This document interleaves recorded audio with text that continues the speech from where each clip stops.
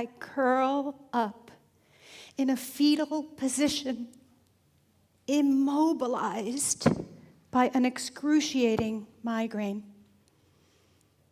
The hum of the air conditioner in my daughter's bedroom window and the clicking of her pet rabbit Bean's tongue on its water bottle are my only company.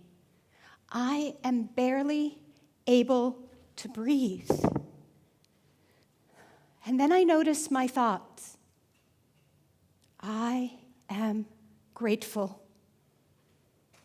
I'm grateful for this bed and pillows, for the New York City taxi driver kind enough to help me to the door with my things, for the movers who tied up loose ends in our apartment when I just couldn't.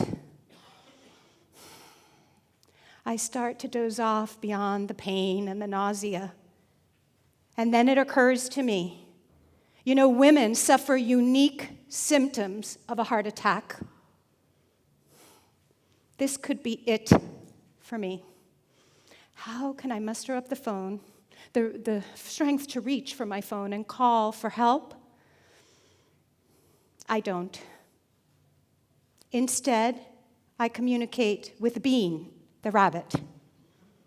Bean, if I should die before I wake, make sure they, my family, knows I died happy and grateful. Have any of you ever had a near-death experience? Anyone?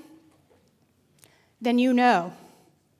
Bronnie Ware, a palliative nurse and best-selling author of The 5 Regrets of the Dying, along with the International Association of Near-Death Studies, found the dying are riddled with regret. Most common, I wish I had let myself be happier. I wish I'd had the courage to live a life true to myself instead of what others expected of me. I wish I would have expressed my feelings. I wish I hadn't worked so much and so hard. As you know, regrets are avoidable. And as the research shows, near death, what matters most is crystal clear. Then I wondered, why is it we let distractions steal our time, our money, our energy, and play havoc with our well-being? How carefully and consciously are you choosing where your attention goes? Imagine you're driving down the turnpike 75 miles per hour. Yes, you speed too. You're distracted. Your eyes are glued in the rear view mirror. Boom! It's disastrous. Yet we go through life that unconsciously. The fact that I was happy and grateful in what I thought were my last moments revealed I had come a long way. Where does the wisdom come from to quit self-sabotaging and go in the direction of the life we imagine? It's the 1980s, oh yeah. East Village of New York City, and I enter a meditation center I've been eyeing. I'm dressed in black. Black leotard, tights, boots. I enter a candlelit space. Sandals strewn to the right, an angelic woman. At a desk in a white shawl to the left. I sign in where she indicates, and then I struggle too hard and too loud to remove my boots. In the next room, people sit on generously filled pillows, evenly spaced. I find one, I sit, they're cross-legged, and I shut my eyes tight. Every now and then I wink an eye open. When are these people going to get started? Slowly, the tension softens. Next thing I know, a flood of tears washes down my face. Something shifts. I return here often, I begin to remember who I really am. And the day came when the risk to remain tight in a bud was more painful than the risk it took to blossom. How had I gone from a wild-haired little girl that couldn't stop dancing, turned professional ballet and contemporary dancer, to the voice of a self-critic so loud I wanted out? I remember my Poppy looking on proudly, clapping along, until he wasn't. Fueled, he'd pick me up, toss me in my room, and shut the door. I remember passing love drawings under the door, begging to be freed. I understand, love, and appreciate my parents. They emigrated from the Dominican Republic young and with little to no guidance. It was tough for them to model true presence for my sisters and me. They worked long and hard to realize their American dream. And thankfully for us, they did. But you see, your subconscious mind listens and learns fast. I learned my worth was how well I performed when and what was expected of me. What did you learn? So much of our lives is a function of the unconscious mind, as it organizes the beliefs imprinted upon it in our formative years. Unfortunately, without raising our awareness and forming new beliefs, we do remain stuck. By repeatedly returning to the quiet and stillness of meditation, we begin to raise our consciousness, your ability to be more self-aware, aware of your surroundings, and of your impact on those around you. Consciousness is the first of the 4 liberators to your self-empowerment I came to share today. These 4 liberators can free you from that sneaky fear, self-doubt, and insecurity that stands in the way of your unfathomable power and potential.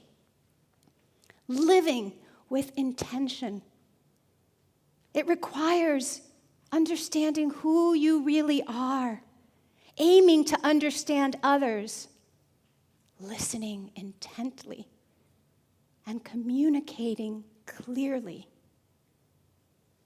Logically, clarity is the next of the liberators. Our perspective affects our attitude. Our attitude dictates most of our behavior. Imagine more clear headspace, really paying attention, seeing things for what they are, and expressing yourself clearly. How? I'm an avid declutterer. It's by making space. Who else is a declutterer in here? Thank you, Marie Kondo, right? Organizing consultant, best-selling author. She has it right. Keeping what elicits joy pertains to our inner space too. Beyond processing my emotions and healing trauma, my path is one of daily movement and meditation. Surrounding myself by supportive and helpful people and doing the work I love. You can play with that path, or you could experiment with one of your own. Just commit. Yes, that's the next liberator, commitment. I know, it doesn't sound like freedom at all. But I figured out that discipline begets freedom. When was the last time you committed? My most successful season with Ballet Hispanico of New York, I was all in. High performance habits, non-negotiable.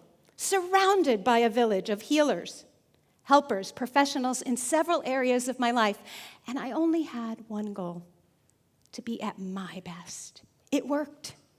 It will work for you too at any stage of life. When was the last time you fully committed 100% to something new? And now, more importantly, who is holding you to it? That accountability is indispensable, and it requires courage. The fourth liberator. Befriending our fear and moving forward with it builds courage. You know, we're astonished by the heroism of our fellow humans, aren't we? In moments of crisis, when leaders emerge to help, and later they state, there was no other option. Maybe we give ourselves too many options. There's one more aspect to courage. If you're on the last leg of a marathon, if you're writing that final chapter of the book that's taken a little long to write, if you and I are facing massive uncertainty, courageously releasing the outcomes is essential to persevering. Prepare so well you can surrender that preparation. Allow things to unfold naturally. Leave room for some surprises. If you think this talk has been about me or even about you, think again. Showing up self-empowered is about how we show up for one another. I know if anything in my life had been different, everything would be. And I wouldn't want that. I'm not going backward. Para atrás, ni para coger impulso. Spanish for backward, not even to gain momentum. I suggest you don't either. It's utterly human to feel insecure in certain situations. What can you do to prepare and respond differently? I invite you to practice the Four Liberators with the best support you can find. And while you're at it, go home. Find a picture of yourself at 6 years old or younger. Remember who you were before the world got to you. And then move forward freely, becoming who you choose to while maintaining your unique and brilliant essence. Are you all in? Let's go. Pa'lante.